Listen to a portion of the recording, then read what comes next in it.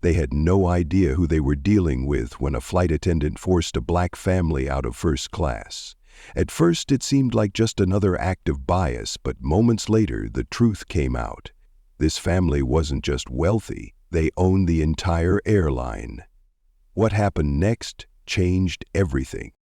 Before we start, comment below where you're watching from today. If you enjoy stories like this, make sure to like, share, and subscribe for more. The boarding gate buzzed with activity as passengers hurried through, eager to settle into their seats.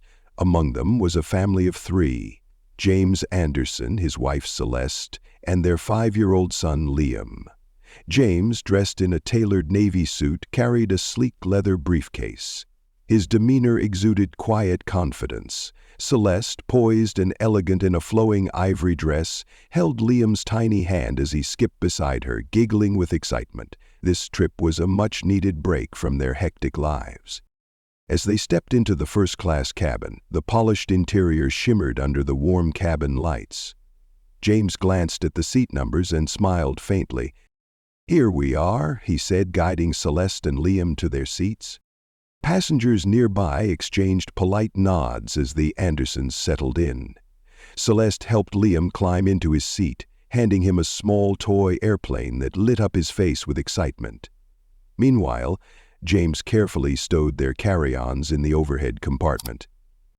Across the cabin, Veronica Summers, a flight attendant with sharp, watchful eyes, observed them. Her lips pressed into a thin line as she adjusted her crisp uniform, as if preparing for confrontation. With an air of forced politeness, she strode briskly toward their seats. "Excuse me," she said, her voice carrying an edge of authority as she addressed James. "May I see your boarding passes?" James turned to her calmly, retrieving the passes from his jacket pocket. "Of course," he replied with a polite nod, handing them over. Celeste looked up, sensing something off in Veronica's tone. Liam, oblivious to the exchange, played happily with his toy. Veronica scrutinized the tickets more than necessary, her eyebrows knitting together as she double-checked the details. "First class?" she asked, her voice faltering slightly, as if the words were hard to believe. James nodded once, his expression steady. "Yes, these are our seats," he replied evenly. His tone remained composed, but Celeste caught the flicker of annoyance in his eyes. Veronica hesitated, her discomfort clear. "I'm sorry, but I need to verify something with the front desk. Please remain seated," she said curtly before turning and walking away, her footsteps quicker than before, her movements tense. James sat back in his seat, his expression unreadable. "What was that about?" Celeste asked softly, her voice laced with concern. James placed a reassuring hand on her arm. "Probably just a routine check. Don't worry about it," he said, though a slight tightening around his mouth suggested otherwise. Behind the curtain, Veronica grabbed the galley phone, her voice low but urgent. "I have a situation here," she said, glancing toward the cabin. "There's a family in first class, and I'm not sure their tickets are valid. Could you confirm their booking?" The ground staff member on the other end sounded confused. "The Andersons? Their tickets were purchased weeks ago, fully confirmed. Is there an issue?" Veronica paused, struggling to mask her irritation. No issue," she muttered, abruptly ending the call. But instead of returning to the Andersons with an apology, her expression hardened. She straightened her posture, took a deep breath, and headed back to first class, unaware that she was walking straight into the biggest mistake of her career. Instead of returning to the Andersons with an apology, Veronica's expression hardened. She straightened her posture, took a deep breath, and marched back toward the first-class cabin with renewed determination. As she reached their seats, her voice was firmer than before. "I'm sorry, but I need you to step aside for a moment," she said, her tone clipped. "There seems to be an error with your booking." Celeste's brows furrowed as she exchanged a glance with James. Liam looked up from his toy, confused by the sudden tension. James slowly rose to his feet, his calm exterior masking the frustration brewing beneath the surface. "What kind of error?" he asked, his voice measured yet firm. "I need to confirm your seating," Veronica replied, avoiding his gaze. She gestured toward the galley. "If you'd follow me, please." James hesitated but then nodded, signaling Celeste to stay seated with Liam as he followed. As they walked away, whispers rippled through the cabin. Passengers exchanged curious glances, sensing something unusual was unfolding. Celeste watched James disappear behind the curtain, unease settling deep in her chest. Liam, sensing the change in the atmosphere, tugged at her sleeve. "Mommy, what's happening?" he asked softly. Celeste forced a gentle smile, though her grip on his hand tightened slightly. "Nothing, sweetheart," she reassured him. "Daddy's just sorting something out." But in her heart she knew this was far from routine. Something wasn't right. Her instincts told her the situation was about to escalate. James stood tall, his presence unshaken, as Veronica fumbled for the right words. "Sir," she began, her voice tinged with an odd mix of hesitation and authority, "we're trying to clarify a seating issue. It appears that your reservation might have been flagged." James raised an eyebrow. His tone was sharp yet controlled. "Flagged?" he repeated. "I booked these tickets weeks ago, fully paid, fully confirmed. What exactly is the issue?" Veronica crossed her arms, shifting into a defensive stance. "It's not about payment," she said stiffly. "It's just that first class is a premium cabin, and we have to ensure all seating is accurate." James stared at her for a long moment, processing the implication behind her words. His lips curled slightly, not in amusement, but in disbelief. "Premium cabin," he repeated. "Are you suggesting that I don't belong here?" Veronica stiffened, suddenly aware of how her words had come across. "Of course not," she replied quickly, her voice sharper than before as if trying to mask her discomfort. "I just need to follow protocol." James took a slow, deep breath. Though his exterior remained calm, there was a flicker of irritation beneath the surface. "Very well," he said, his voice steady. "Let's resolve this quickly. My family is waiting." Passengers whispered among themselves, their curiosity growing. Celeste could feel the weight of their stares, but she kept her focus on Liam, who was now fidgeting with his toy. A middle-aged man seated across the aisle leaned toward her, his expression sympathetic. "Is everything okay?" he asked in a low voice. Celeste forced a tight smile. "It's just a mix-up," she said, though even she wasn't convinced by her own words.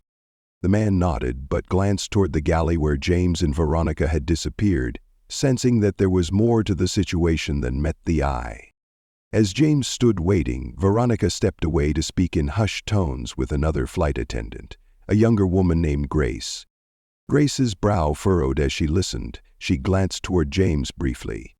"Did you check the reservation system?" Grace asked, her tone cautious. Veronica frowned. "Yes, but it's not just about the ticket," she whispered, lowering her voice. "Look at him." She gestured slightly in James's direction. "Does he seem like the usual first-class passenger?" Grace's eyes widened slightly in surprise. "You can't make those kinds of judgments," she replied firmly, her voice dropping to a whisper. "If his ticket is valid, that's the end of it." Veronica huffed, brushing past Grace as she returned to James. "Sir," she said, her tone clipped, "I'm afraid I'll have to ask you and your family to move to the main cabin until this is sorted out." James tilted his head slightly, his expression unreadable. "On what grounds?" he asked, his voice carrying a weight that made Veronica hesitate. "Like I said, it's protocol," she replied stiffly, avoiding his gaze. James's patience wore thin, his voice lowered, carrying a firmness that made Veronica flinch. "If you're suggesting we leave first class, I expect a clear and valid reason, because at this moment it seems like you're acting on something other than protocol." Veronica opened her mouth to respond, but before she could, the intercom chimed. The captain's calm yet commanding voice filled the cabin.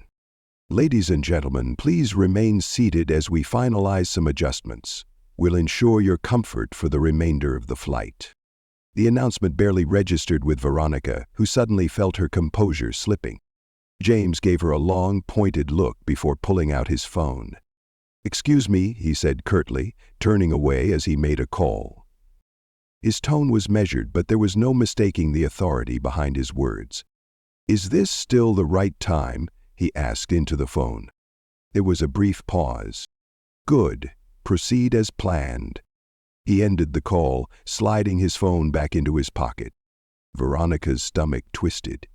She wasn't sure what had just happened, but something told her she had just made a mistake she wouldn't be able to undo. James sat in the main cabin, his posture straight and composed, as if the downgrade to a cramped seat hadn't fazed him. Celeste sat beside him, her hand resting lightly on Liam's shoulder as he played with his toy airplane. Though outwardly calm, her sharp glances toward the first-class cabin betrayed her simmering frustration. James, however, remained unreadable. He pulled out his phone, typed a brief message, then leaned back, his expression neutral. Back in first class, murmurs grew louder. A tall man in a tailored suit leaned toward Veronica as she walked past. "That family had valid tickets," he said, his tone critical. "What exactly was the problem?" Veronica kept her voice firm, though her nerves were clearly fraying. "It was just a procedural matter. Everything's under control." The man frowned, but didn't press further, though his disapproval was evident. Veronica hurried back to the galley where her colleague, Grace, was organizing refreshments. Grace shot her a disapproving glance as she handed over a tray of drinks. "You need to fix this," Grace said in a low voice. "That man isn't just any passenger. He's been calm, but I can tell he's not letting this slide." Veronica bristled. "I was just following protocol. It's not my fault if people can't handle being questioned." Grace set the tray down with more force than necessary, her patience wearing thin. "Protocol doesn't mean you single people out based on assumptions, and now you've turned the entire cabin against you." Veronica opened her mouth to retort but stopped when the galley phone buzzed again. Her stomach twisted as she picked it up. This time the voice on the other end wasn't the captain's, it was the airline's executive office. "Miss Summers," a calm but firm voice said, "we've received a direct complaint from a passenger on your flight regarding the handling of a seating issue in first class." Veronica's breath caught. "I was just following—" The voice cut her off sharply. "Save your explanations. You removed a family with fully confirmed first-class tickets. The passenger in question is James Anderson. I suggest you look up his name in the system immediately." Veronica's hand trembled as she ended the call. She turned to the nearby service computer, her fingers fumbling over the keyboard. Her breath caught as she saw the name, James Anderson. Beside it, bold letters read, "Primary Shareholder." This wasn't just any passenger. She had just humiliated one of the most powerful figures in the airline industry. Veronica's mouth went dry. This wasn't just any passenger. James Anderson wasn't simply wealthy, he was one of the airline's owners. Back in the main cabin, James watched as Veronica emerged from the galley, her face pale, her steps less confident. She approached their row hesitantly, her usual air of authority conspicuously absent. "Mr. Anderson," she began, her voice low and uneven, "I'd like to apologize for the inconvenience. It seems there was an error on my part." James turned to her slowly, his expression calm but unreadable. "An error?" he repeated, his tone neutral. "You removed my family from first class." "Based on what, exactly?" Veronica swallowed hard, her words faltering. I made a mistake in verifying your reservation. I assure you, it won't happen again." Celeste looked at Veronica sharply, her composure cracking. "You embarrassed my family in front of an entire cabin.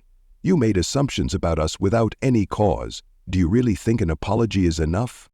Liam looked up at his mother, sensing her anger, and shifted uncomfortably in his seat. James placed a calming hand on her arm.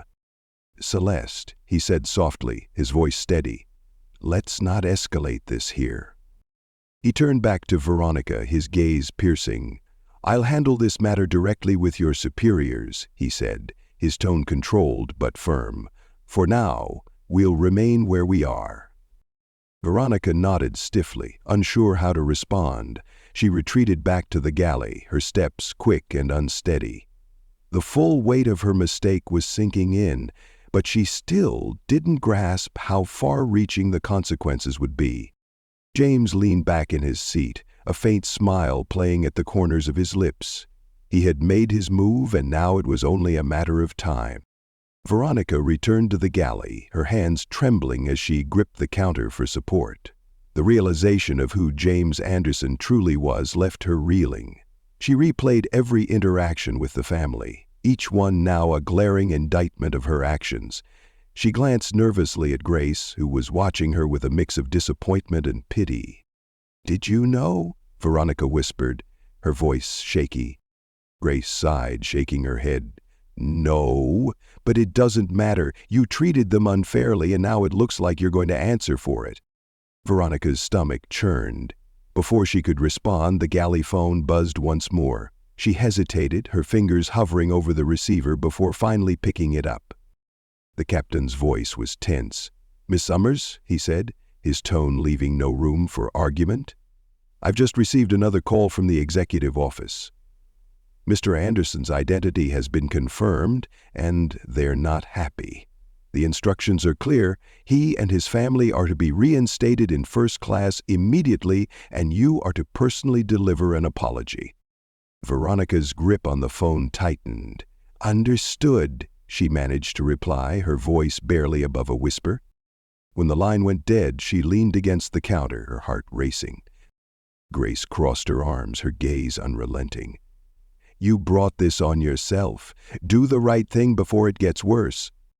Summoning what little courage she had left, Veronica prepared herself. She adjusted her uniform and walked back toward the main cabin. Every step felt heavier than the last, the weight of her mistake pressing down on her.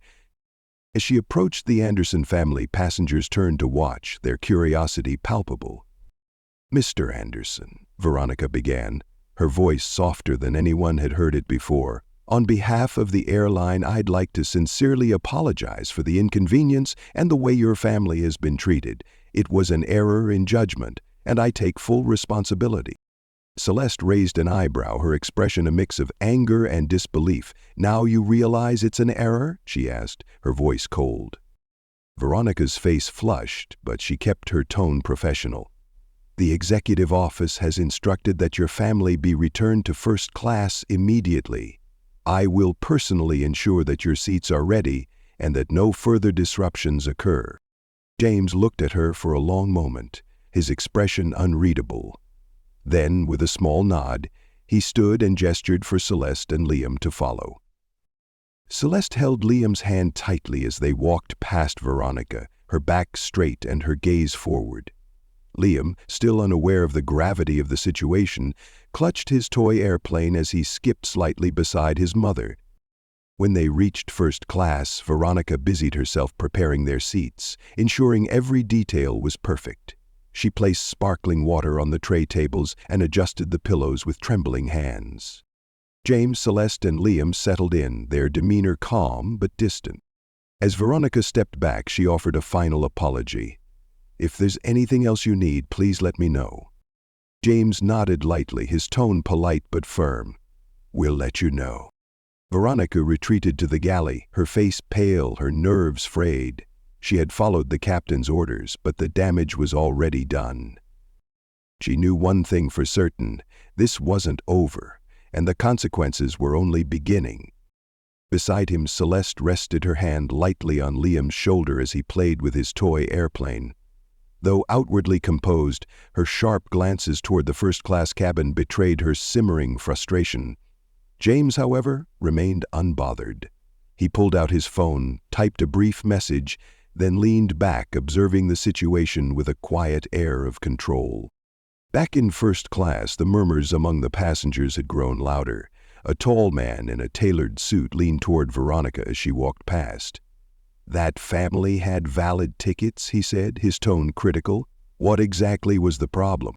Veronica tried to keep her voice firm, though her nerves were beginning to fray. "It was just a procedural matter. Everything is under control." The man frowned but didn't press further, though his disapproval was evident.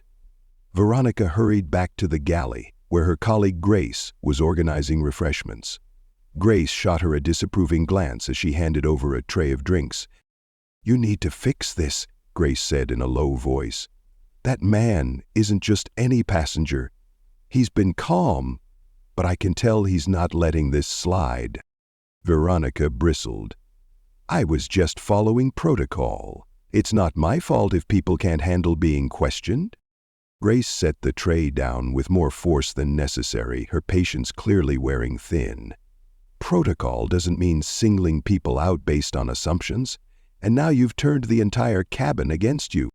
Veronica opened her mouth to retort but stopped when the galley phone buzzed again. Her stomach twisted as she picked it up. This time, the voice on the other end wasn't the captain's. It was the airline's executive office. "Miss Summers," a calm but firm voice said, "we've received a direct complaint from a passenger on your flight regarding the handling of a seating issue in first class." Veronica's breath caught. "I was just following—" The voice cut her off sharply. "Save your explanations. You removed a family with fully confirmed first-class tickets. The passenger in question is James Anderson. I suggest you look up his name in the system immediately." Veronica's hand trembled as she ended the call. She turned to the nearby service computer, her fingers fumbling over the keyboard. When James Anderson's profile appeared on the screen, her heart sank. Beside his name was a special designation, executive-level primary shareholder. Her mouth went dry. This wasn't just any passenger. James Anderson wasn't simply wealthy, he was one of the owners of the airline. Back in the main cabin, James watched as Veronica emerged from the galley, her face pale and her steps hesitant. She approached their row hesitantly, the usual authority in her posture now completely absent. "Mr. Anderson," she began, her voice low and uneven, "I'd like to apologize for the inconvenience. It seems there was an error on my part." James turned to her slowly, his expression calm but unreadable. "An error?" he repeated, his tone neutral. "You removed my family from first class. Based on what, exactly?" Veronica swallowed hard, her words faltering. I made a mistake in verifying your reservation. I assure you it won't happen again." Celeste looked at Veronica sharply, her composure finally cracking. "You embarrassed my family in front of an entire cabin. You made assumptions about us without any cause. Do you really think an apology is enough?" Liam looked up at his mother, sensing her anger, and shifted uncomfortably in his seat. James placed a calming hand on Celeste's arm. "Celeste," he said softly, his voice steady, "let's not escalate this here." He turned back to Veronica, his gaze piercing. "I'll handle this matter directly with your superiors," he said, his tone controlled but firm. "For now, we'll remain where we are." Veronica nodded stiffly, unsure how to respond. She retreated back to the galley, her steps quick and unsteady. The full weight of her mistake was sinking in, but she still didn't grasp how far-reaching the consequences would be. James leaned back in his seat, a faint smile playing at the corners of his lips. He had made his move, and now it was only a matter of time. Veronica returned to the galley, her hands trembling as she gripped the counter for support. The realization of who James Anderson truly was left her reeling. She replayed every interaction with the family, each one now a glaring indictment of her actions. She glanced nervously at Grace, who was watching her with a mix of disappointment and pity. "Did you know?" Veronica whispered, her voice shaky. Grace sighed, shaking her head. "No, but it doesn't matter. You treated them unfairly and now it looks like you're going to answer for it." Veronica's stomach churned. She opened her mouth, searching for words, but nothing came. She had believed she was just doing her job, following protocol, but now, as the reality of her actions set in, she realized she had crossed a line she couldn't undo. She turned toward the galley phone, debating whether to call the executive office and try to explain herself, but she knew there was no excuse that would make a difference now. The damage had been done, and James Anderson had already decided how this would end. Grace watched her for a long moment before shaking her head. "It's too late, Veronica. You made your choice. Now you have to live with it." Veronica's grip tightened on the counter. The weight of the cabin's judgment, the executive office's reprimand, and James Anderson's quiet control all pressed down on her. She had underestimated the wrong person. As she stood there, the hum of the engines and the distant chatter of passengers barely registered in her mind. She had made a serious miscalculation, and the repercussions were only just beginning. Veronica's stomach churned. Before she could respond, the galley phone buzzed once more. She hesitated, her fingers hovering over the receiver before finally picking it up. The captain's voice was tense. "Ms. Summers," he said, his tone leaving no room for argument. "I've just received another call from the executive office. Mr. Anderson's identity has been confirmed, and they're not happy. The instructions are clear. He and his family are to be reinstated in first class immediately, and you are to personally deliver an apology."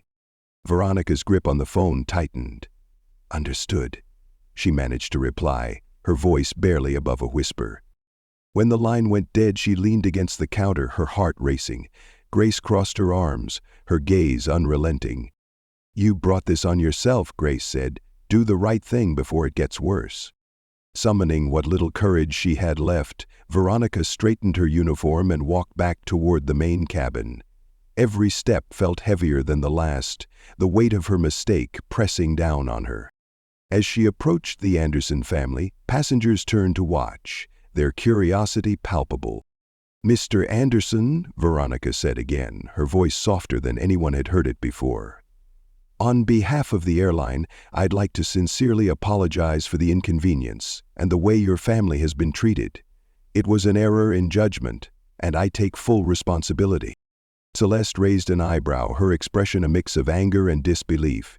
"Now you realize it's an error?" she asked, her voice cold.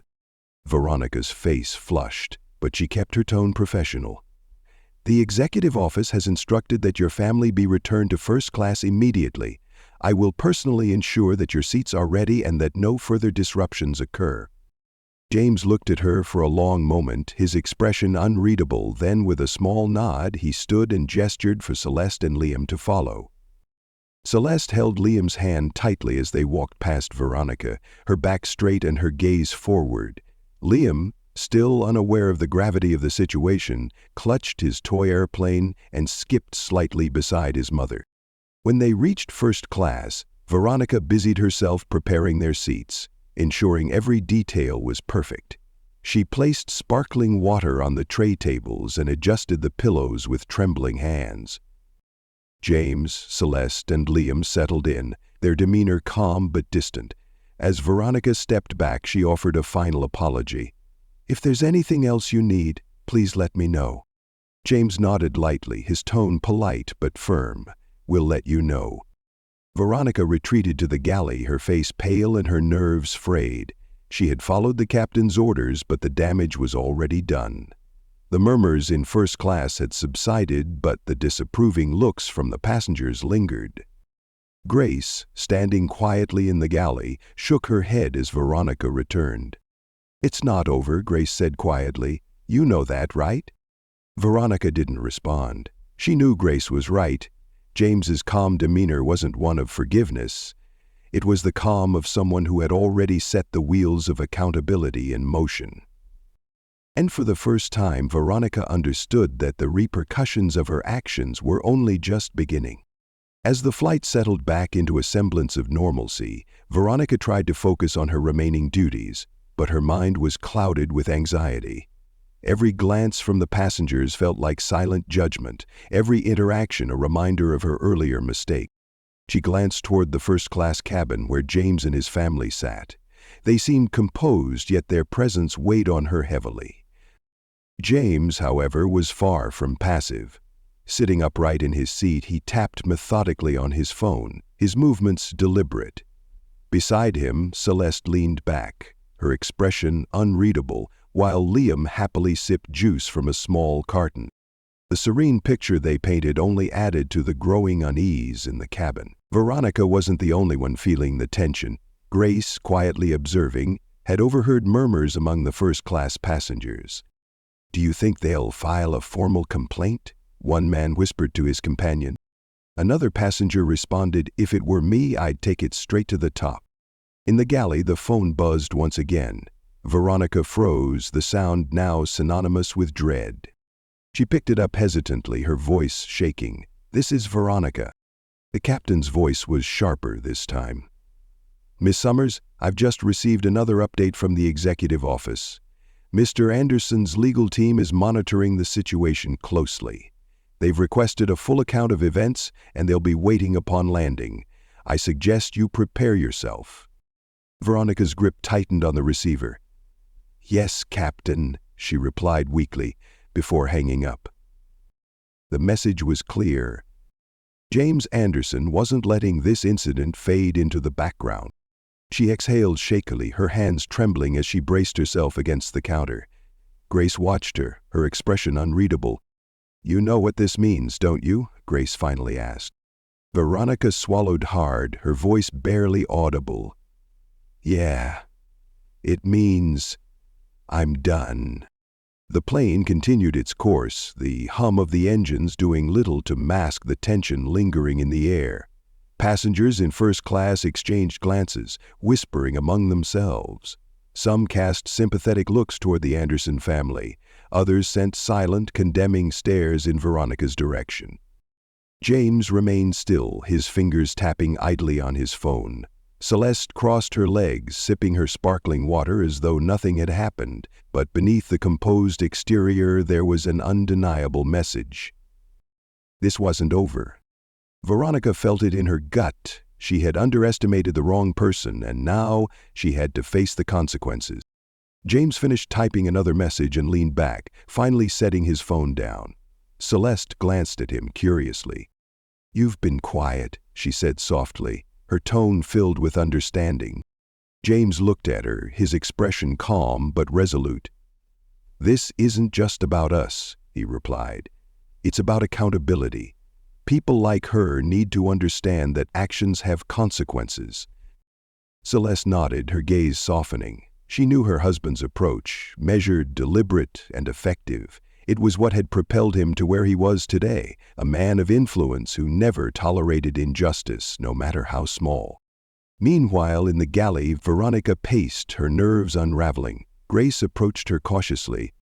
"What's the plan now?" Grace asked. Veronica shook her head, her voice barely audible. "I don't know. I never thought something like this would spiral so far." Grace's expression hardened. "You should have thought about that before treating them the way you did. Now, it's out of your hands." Veronica glared at her but said nothing. The truth of Grace's words cut deeper than she wanted to admit. The remainder of the flight dragged on, the hum of the engines doing little to mask the tension. Passengers in first class occasionally glanced toward James and his family, their expressions a mix of curiosity and respect. Others simply pretended not to notice, though their whispered conversations betrayed their interest. As the plane began its descent, the captain's voice came over the intercom. "Ladies and gentlemen, we'll be landing shortly. Please ensure your seatbelts are fastened and your tray tables are in their upright positions. Cabin crew, prepare for landing." James adjusted his seat and leaned toward Celeste. "This will be over soon," he said quietly. She gave him a small, supportive smile, resting her hand briefly on his. In the galley, Veronica stared at the clock, her chest tightening with every passing minute. She knew the landing would bring no relief, only more questions, more judgment, and likely more consequences. Grace's warning echoed in her mind, "It's not over," and deep down, Veronica knew the worst was yet to come. The plane touched down smoothly, the familiar jolt signaling the end of the flight. For most passengers, it was the start of a routine disembarkation. For Veronica, it felt like the beginning of her reckoning. She stood stiffly near the galley, her hands gripping the counter as passengers began collecting their belongings. Her eyes flicked toward first class, where James Anderson remained seated, calm and unhurried. Celeste leaned toward James as Liam sat quietly, swinging his legs. "What's the plan?" she asked softly, her voice barely audible above the sounds of passengers preparing to leave. James's expression didn't change. "We wait," he replied simply. "Everything is already in motion." As the first-class passengers began filing out, many cast curious glances at James and his family. One man stopped briefly by James's seat, hesitating before speaking. "I'm sorry for what happened earlier," he said, his voice low but earnest. "It wasn't right."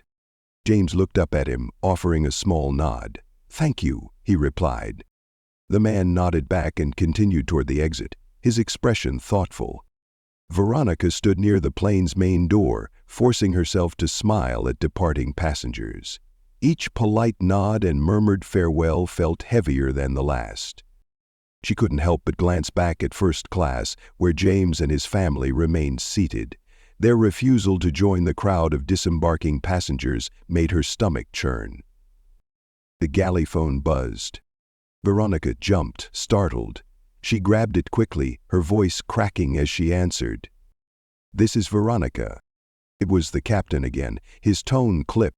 "Security will be waiting at the gate. They've been briefed by the executive team. You're to remain on board and provide a full account of your actions. Do not leave the plane until instructed." Veronica's heart sank. "Understood," she whispered, barely able to get the word out. As she hung up, her hands trembled. There was no escaping it now. The consequences she had so desperately tried to avoid had finally caught up to her. Veronica's heart sank as the captain's words echoed in her ear. "Understood," she whispered, her voice barely audible as she hung up the phone. Grace approached her, her expression grim. "They're here, aren't they?" she asked quietly. Veronica nodded numbly. "Security, the executives, probably the board." Grace sighed, shaking her head. "I told you this wasn't over." As the last few passengers left the plane, the cabin grew eerily quiet. Veronica turned to see James rising from his seat, smoothing his jacket as he helped Celeste gather their belongings. Liam clutched his toy airplane tightly, looking up at his parents with a curious expression. Veronica stepped forward hesitantly, her voice shaking. "Mr. Anderson, I want to apologize again for—" James raised a hand, cutting her off mid-sentence.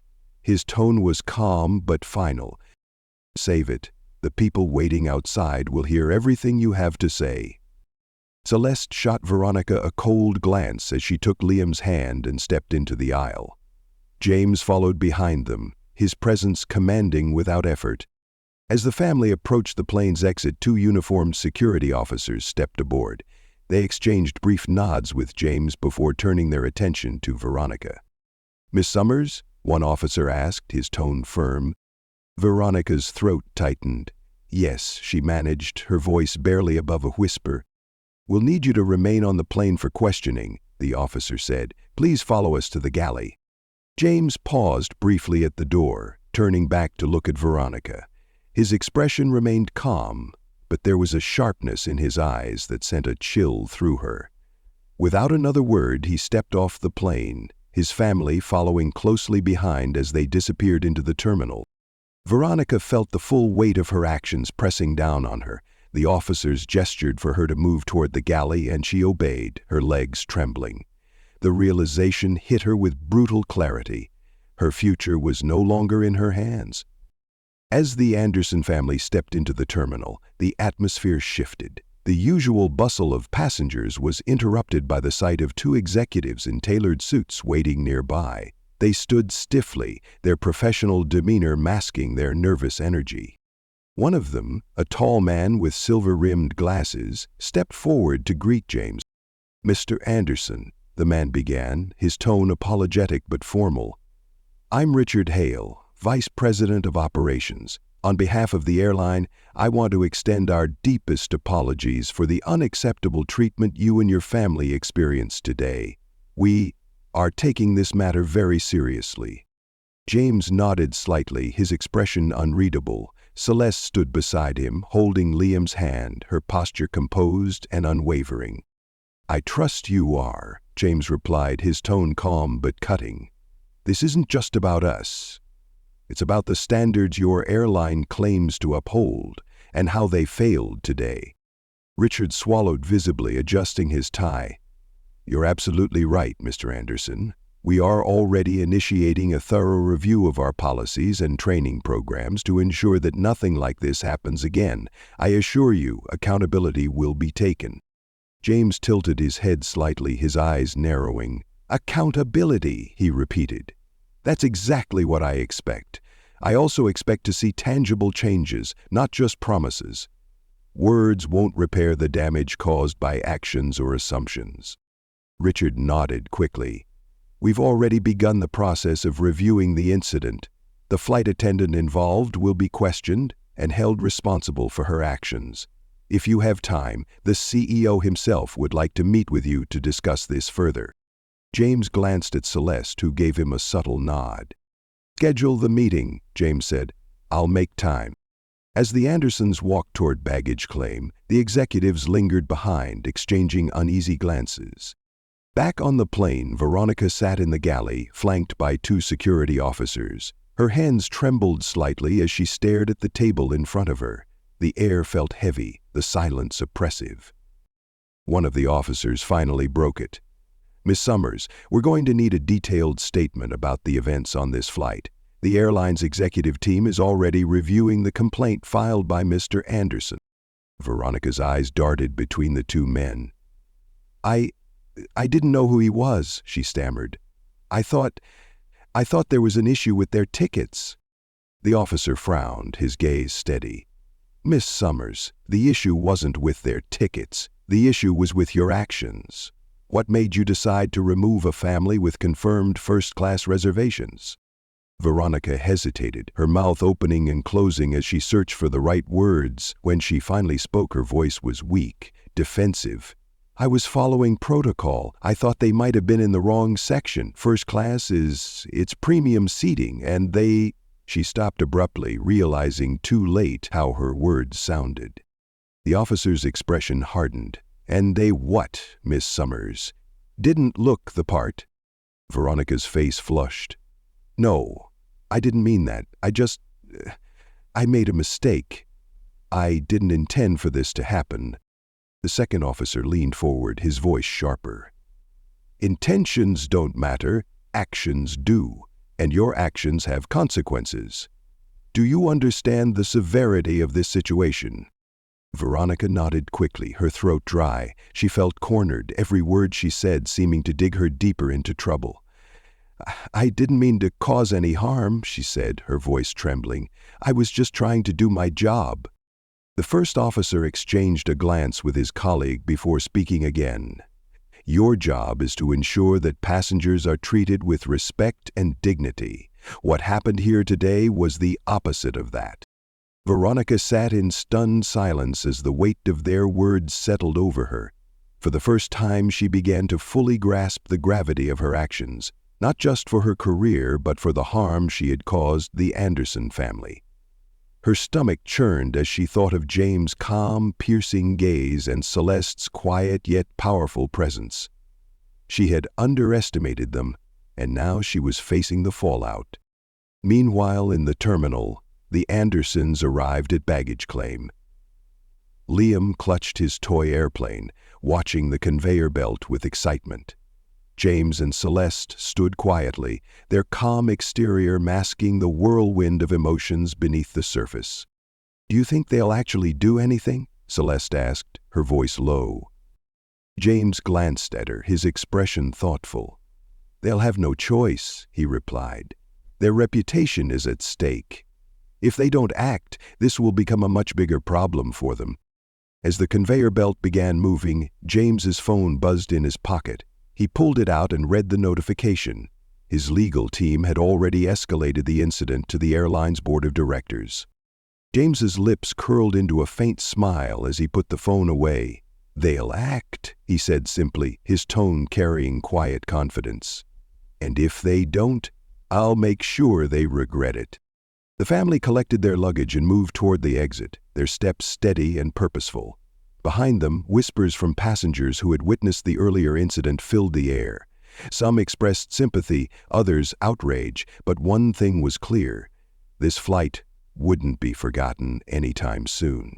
For James, the day wasn't over yet. There were meetings to attend, decisions to make, and changes to enforce. As he stepped into the waiting car outside the terminal, he glanced back at the airport one last time.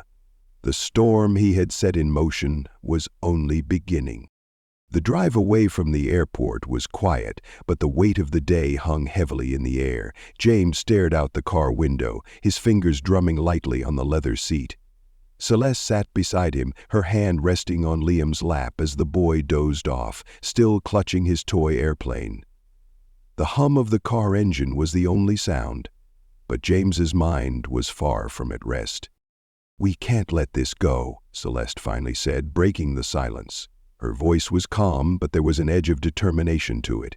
"This wasn't just an insult to us. It's a reflection of something bigger. If this can happen to us, imagine how often it happens to people without the means to fight back." James nodded slowly, his gaze fixed on the passing cityscape.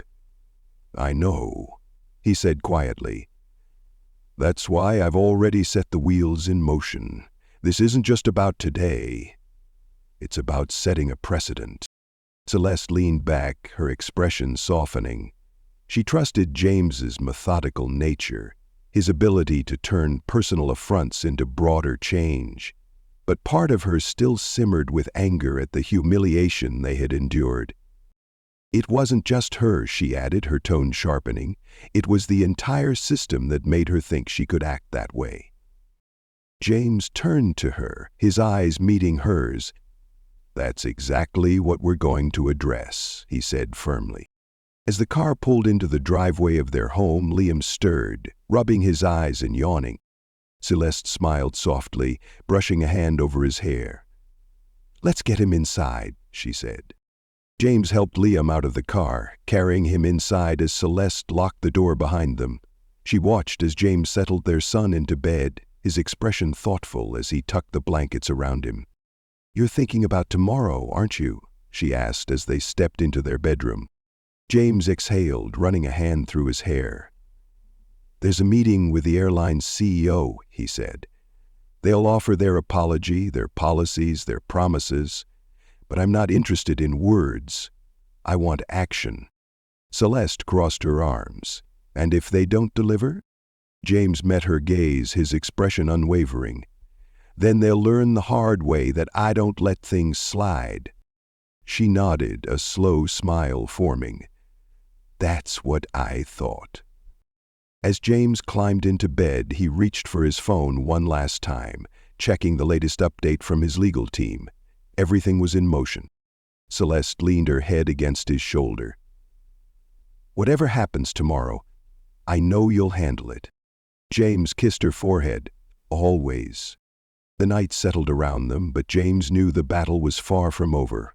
The airline had underestimated the wrong family, and by the time this was done, they would understand that accountability wasn't optional, it was inevitable. Celeste scooped Liam up, carrying him inside while James lingered in the car for a moment. He pulled out his phone and reviewed the latest messages from his legal team. The airline's board had already been notified of the incident, and an official statement from their public relations team expressed regret and promised immediate action. But James had no patience for hollow words or surface-level damage control. With a steady hand, he composed a direct email addressed to the airline's CEO and copied the board of directors. His tone was professional but unyielding.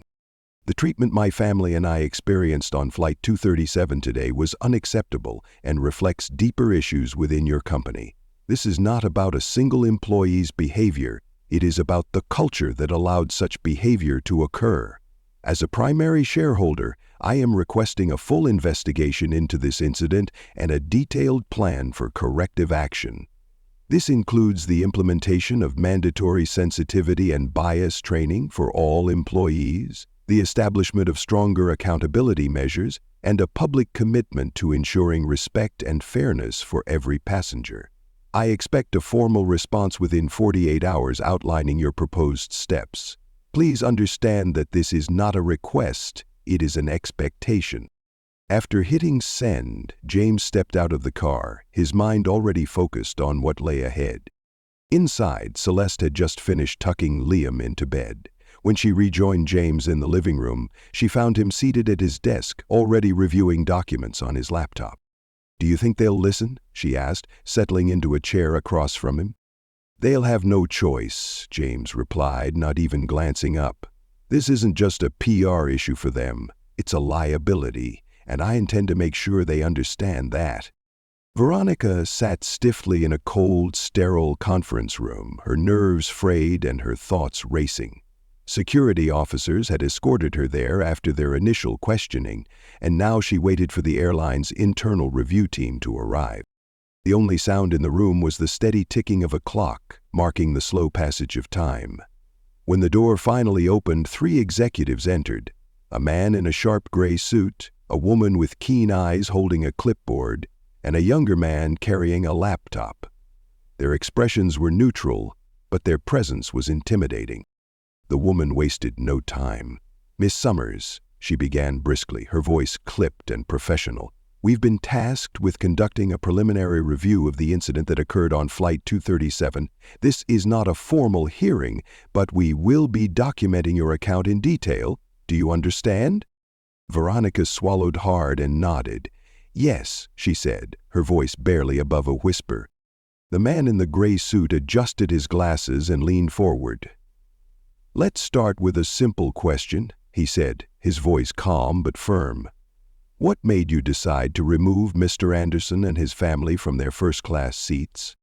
Veronica hesitated. Her mind scrambled for a justification, but nothing sounded reasonable now.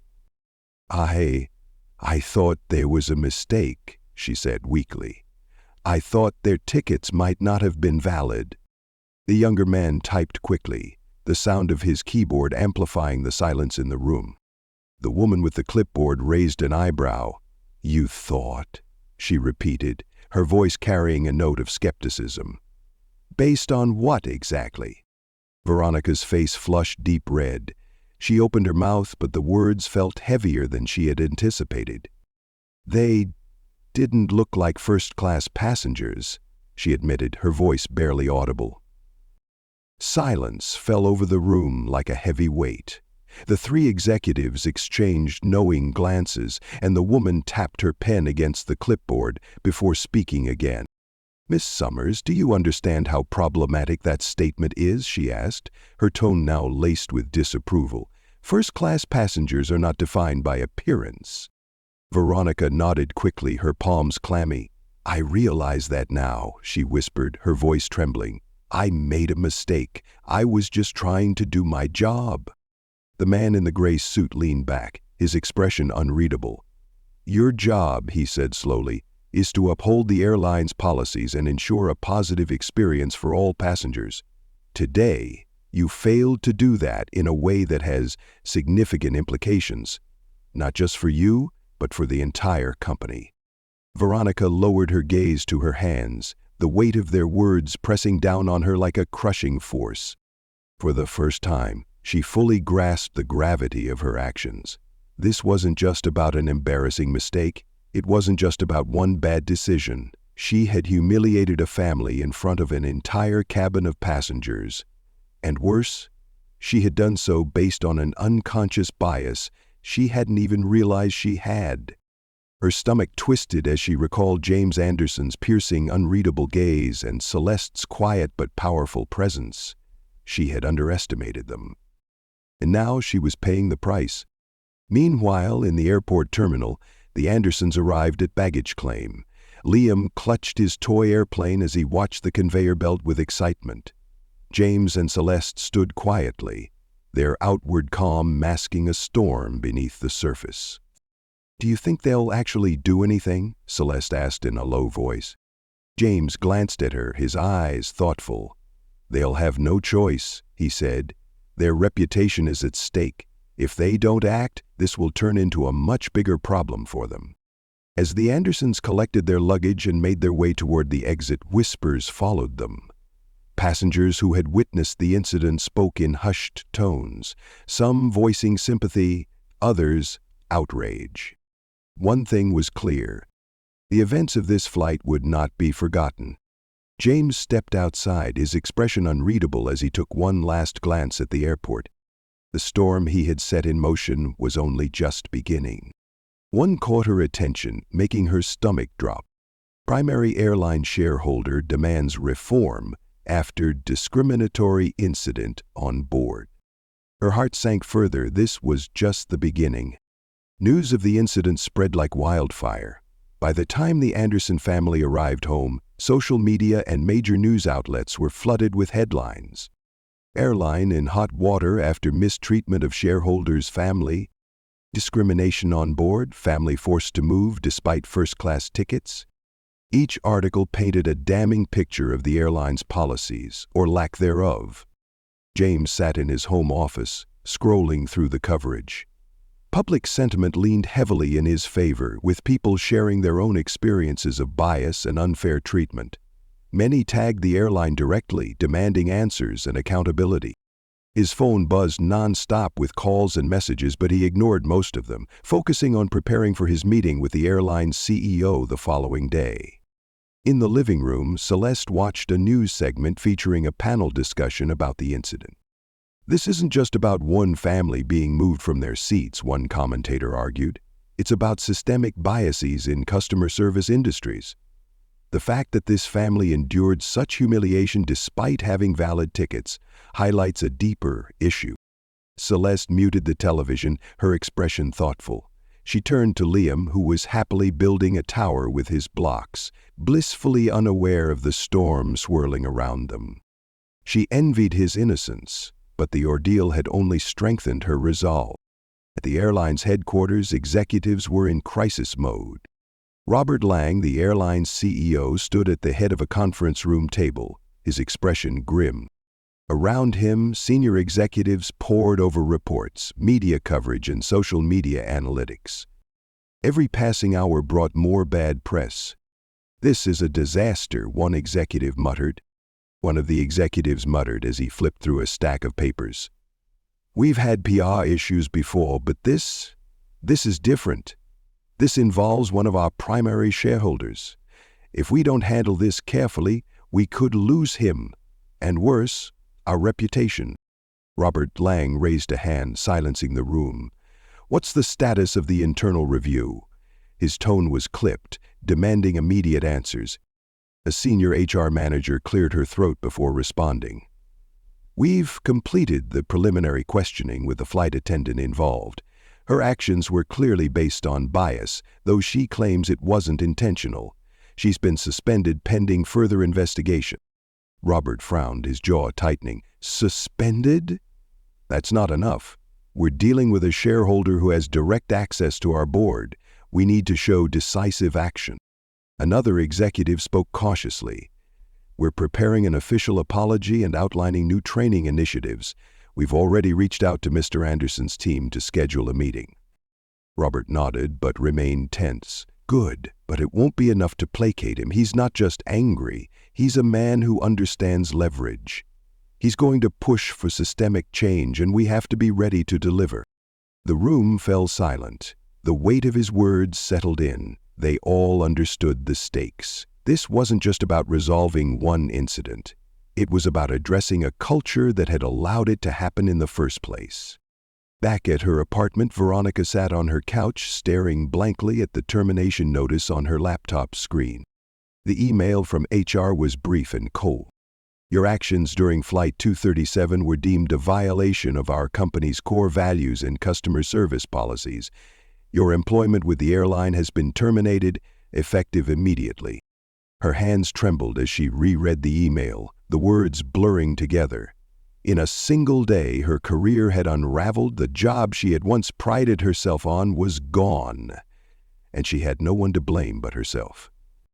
Her phone buzzed constantly with notifications, texts from friends and family who had seen the news.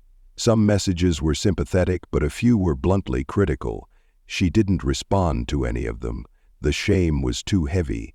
She wasn't ready to face the full extent of her failure. She turned on the television, hoping for a distraction. Instead, a news anchor was discussing the incident.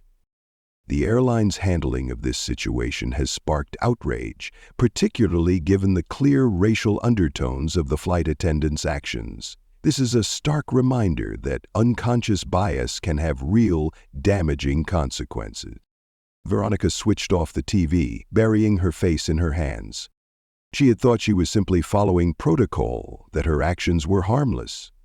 But now the truth was glaringly obvious. Her biases had blinded her, and her snap judgment had caused harm, not just to the Andersons, but to the reputation of the company she once loved. For the first time, Veronica felt the full weight of what she had done, not just the loss of her job, but the damage she had inflicted on others. Veronica reached for her laptop, hesitating for a moment before typing an email. The recipient, James and Celeste Anderson. "Dear Mr. and Mrs. Anderson," she began, "I am writing to sincerely apologize for my actions on Flight 237.8. I now realize how my biases influenced my decisions, and I deeply regret the hurt I caused your family." Veronica stared at the email, her fingers hovering over the keyboard. She didn't expect forgiveness, but she needed to express her regret. "I deeply regret the hurt and humiliation I caused your family. My actions were inexcusable, and I take full responsibility." After a brief pause, she hit send and leaned back in her chair, staring at the screen. It was a small step, but it was all she could do. As night fell, James sat in his study, reviewing a draft of the airline's proposed plan for reform. The document outlined mandatory training programs, new accountability measures, and a commitment to fostering a more inclusive culture. It was a step in the right direction, but he knew it would take more than words to enact real change. Celeste entered the room, a cup of tea in hand. "Is this what you wanted?" she asked, gesturing toward the papers on his desk. James looked up, his expression thoughtful. "It's a start," he admitted, setting the documents aside and accepting the tea. "But it's not enough. Not yet." Celeste placed a gentle hand on his shoulder. "Then let's make sure they follow through." James smiled faintly, his determination unwavering. The fight wasn't over, but neither was his resolve.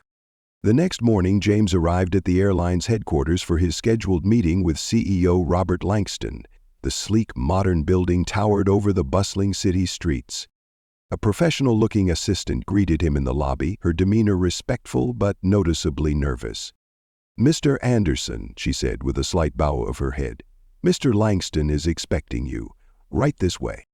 James followed her through the polished corridors, his footsteps measured and deliberate. Employees cast furtive glances, aware of who he was and why he was there. When they reached the executive conference room, the assistant opened the door and gestured for him to enter. Robert Langston stood to greet him, extending a hand. "Mr. Anderson, thank you for taking the time to meet with us. We deeply regret the circumstances that brought us here." James shook his hand, his expression calm but firm. "Let's get straight to it," he said, taking a seat. "Regret is only meaningful if it's followed by action." Robert's face tightened. "I completely agree. Allow me to walk you through the steps we've already taken." He gestured to a large screen on the wall, displaying a detailed presentation. "Our response includes several immediate measures," Robert began. "First, the flight attendant involved has been terminated.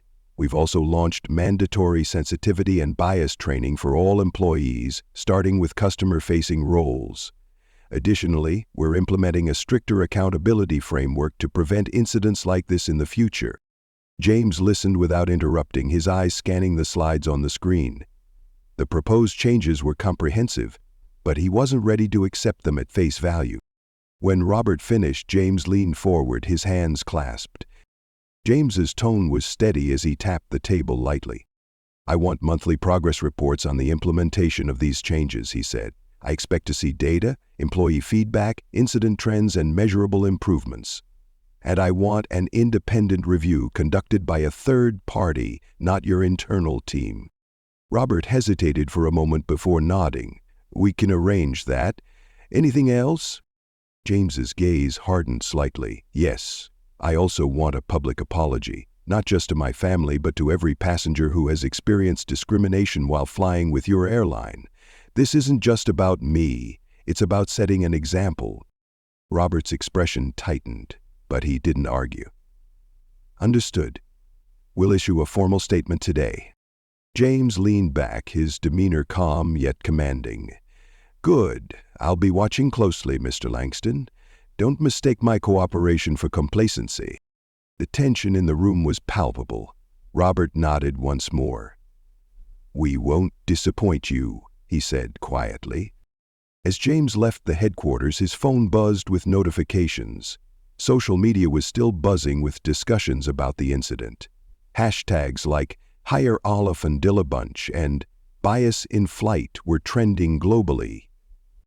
He scrolled through the posts, noting the widespread support but also the calls for deeper systemic change. This was no longer just about his family. It had become a flashpoint for a larger conversation. Back at home, Celeste sat at the kitchen table, her laptop open as she read an email from the airline's PR team. The message outlined their planned public statement, which included an apology and a commitment to addressing the issues raised by the incident. She forwarded the email to James with a simple note, "What do you think?" As he entered the house, setting his bag down, he read the statement before responding with a single word: "Adequate."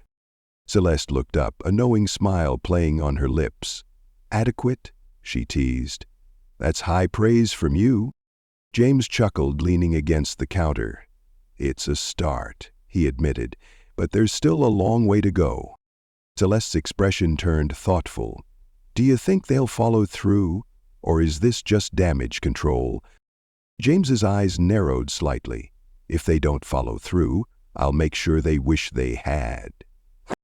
At the airline, the effects of the incident were already being felt. Employees gathered in break rooms and hallways, whispering about the changes that were coming.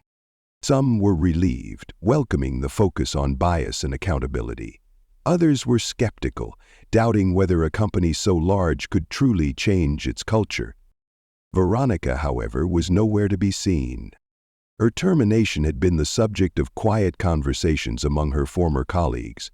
Many were shocked at how quickly the situation had escalated, but those who had witnessed her actions firsthand agreed on one thing: she had crossed a line. The consequences were unavoidable.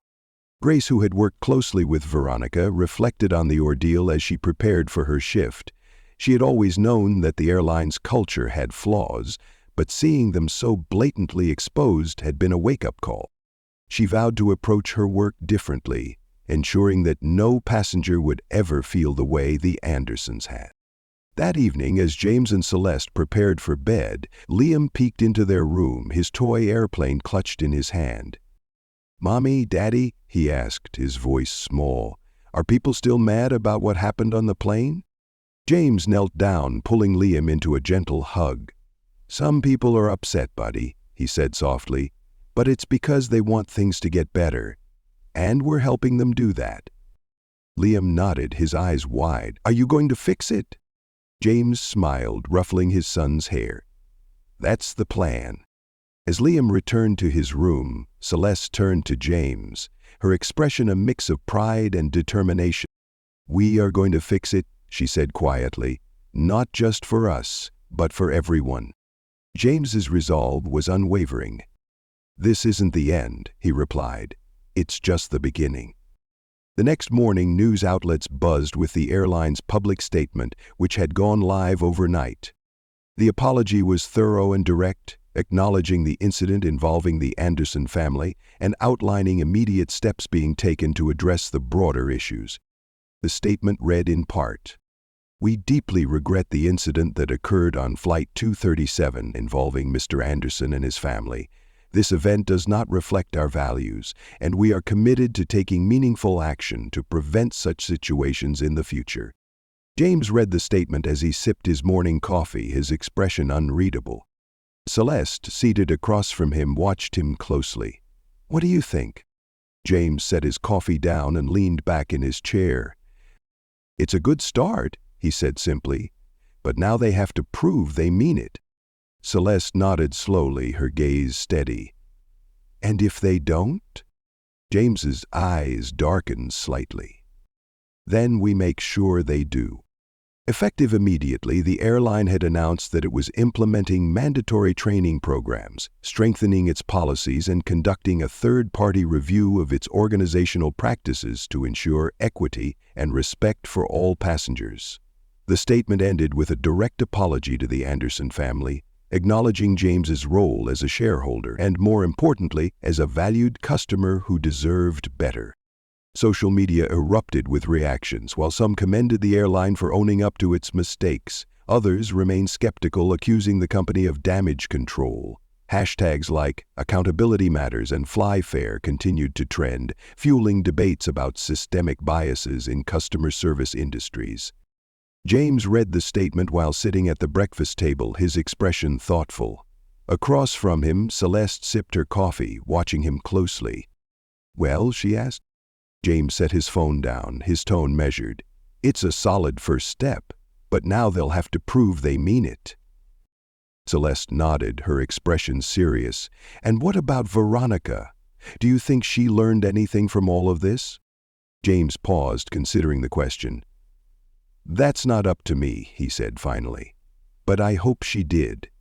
People like her are part of the problem, but they can also be part of the solution, if they're willing to change."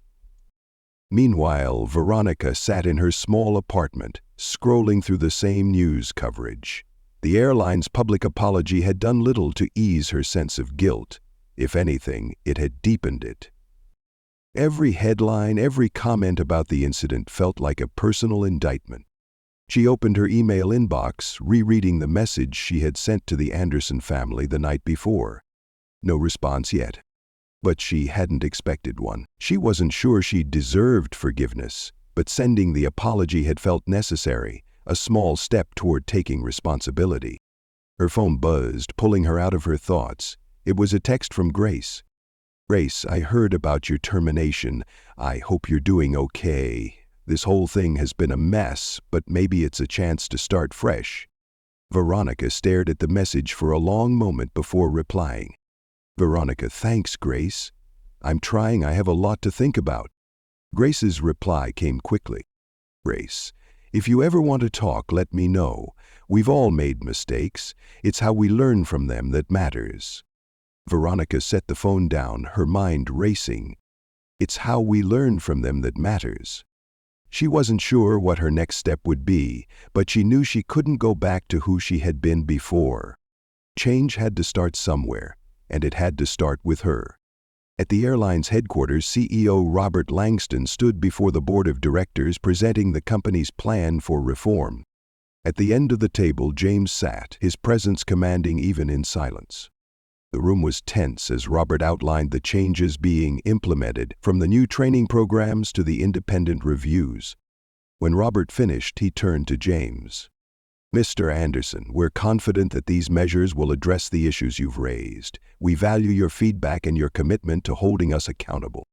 James leaned forward, his gaze sharp. "This is a good start," he said, "but it's just that, a start. I'll be watching closely to ensure these changes are more than just promises on paper." The board members exchanged uneasy glances, but none dared to argue. James's influence was clear, and his resolve left little room for doubt. As the meeting adjourned, one of the board members, an older woman with a kind but serious expression, approached James. "Mr. Anderson," she said, "I want you to know that some of us on the board are fully behind you. This is the kind of accountability our airline has needed for a long time." James nodded, offering a small smile. "I appreciate that," he said. "Now let's make sure it happens." Later that day, as James returned home, he found Celeste in the backyard, watching Liam play with a toy plane. The boy ran around, laughing, mimicking the sound of an engine. James stood beside her, slipping an arm around her waist. "Meeting went well?" she asked. James nodded. "It did." Celeste smiled. "Did you give them the usual no excuses talk?" James chuckled, shaking his head. "Something like that." They watched Liam for a moment in comfortable silence. Then Celeste spoke again, her voice soft yet firm. "Do you think this will actually change things?" James exhaled, his eyes focused on the horizon. "It has to." Celeste rested her head against his shoulder, and together they watched their son play, knowing that the fight wasn't over, but that they were ready for whatever came next. Silence filled the air for a moment before Celeste finally spoke, her voice soft. Do you think we'll ever stop having to fight these battles? James sighed, his expression thoughtful. Probably not, he admitted. But every fight brings us closer to something better. As long as we keep pushing, change is inevitable. Celeste leaned her head against his shoulder. Well, if anyone can make it happen, it's you. James smiled, his gaze steady. It's us, he corrected. We're in this together. As Liam's laughter filled the air, the weight of the past few days began to lift. The journey wasn't over, but they were ready for whatever came next. A ripple effect. The impact of the incident on Flight 237 continued to spread, transforming conversations about bias and accountability not just within the airline but across the entire aviation industry. News outlets hailed the airline's reforms as a turning point for how companies address systemic issues. Other airlines, feeling the public pressure, announced similar reviews of their policies. The undeniable influence of James Anderson's actions had sparked a movement that extended far beyond a single flight. The Anderson family's story became more than just a headline. It became a catalyst for change. Advocacy groups used the incident as a rallying cry, demanding better training and policies across customer service industries. At home, James and Celeste watched the developments unfold, feeling a cautious sense of optimism. It wasn't about the attention or the accolades. It was about seeing real change take root. Their fight had never been about revenge. It had always been about ensuring that no one else would have to endure what they had. A step forward. One afternoon, James received an email from the airline's CEO. The subject line read simply, "Progress Report." Inside, the message detailed the initial results of the reforms. Mandatory training programs had been launched, with over 80% of employees completing the first phase. A third-party review had already begun, identifying key areas for further improvement. The company was implementing stronger accountability measures to prevent future incidents. At the bottom of the email, there was a personal note from Robert Langston. "Thank you for holding us accountable.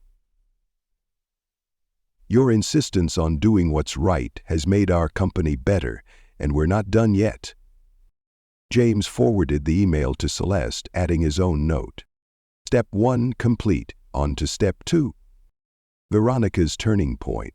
Meanwhile, in a small coffee shop, Veronica sat at her laptop, scrolling through job listings. It had been a week since her termination. The regret was still raw, but she was determined not to let it define her. She had started attending workshops on unconscious bias and diversity, hoping to better understand where she had gone wrong and how she could do better. As she sipped her coffee, her phone buzzed with an email notification. It was a reply from the Anderson family. Veronica stared at the screen, her hands trembling slightly as she opened it. "Miss Summers, thank you for your apology. While we cannot undo what happened, we appreciate your acknowledgement of the harm caused. Growth begins with accountability, and we hope you continue to pursue it." A lump formed in Veronica's throat. It wasn't forgiveness, but it was a step. She closed her laptop, her resolve strengthening. She couldn't change the past, but she could build a better future, one decision at a time. A new flight? A month later, James found himself boarding another flight with his family. This time, the atmosphere felt different. The staff greeted them warmly, but without hesitation. Their professionalism was unwavering, not forced, not performative, just as it should be. As they settled into their first-class seats, Celeste glanced at James with a playful smile. "Do you think they know who you are?" James chuckled, shaking his head. "It doesn't matter if they do. What matters is that they're treating everyone the way they should." As the plane taxied down the runway, Liam leaned over, holding up his toy airplane. "We flying again, Daddy?" he exclaimed, his face lighting up with excitement. "Yes, we are," James said, smiling at his son. He glanced at Celeste, her calm, radiant presence grounding him as always. This was what it was all for. Not power, not recognition, but the simple dignity of being treated fairly. As the plane lifted into the sky, James leaned back in his seat, watching the clouds drift past the window. He knew the work wasn't finished. There would always be more to fight for, more to improve. But for now, he allowed himself a moment of peace, knowing that the journey they had started was already making a difference. And sometimes he thought that was enough. Thank you for watching. If you enjoyed this video, make sure to like, leave a comment with your thoughts, and subscribe for more incredible stories. Stay tuned for the next one.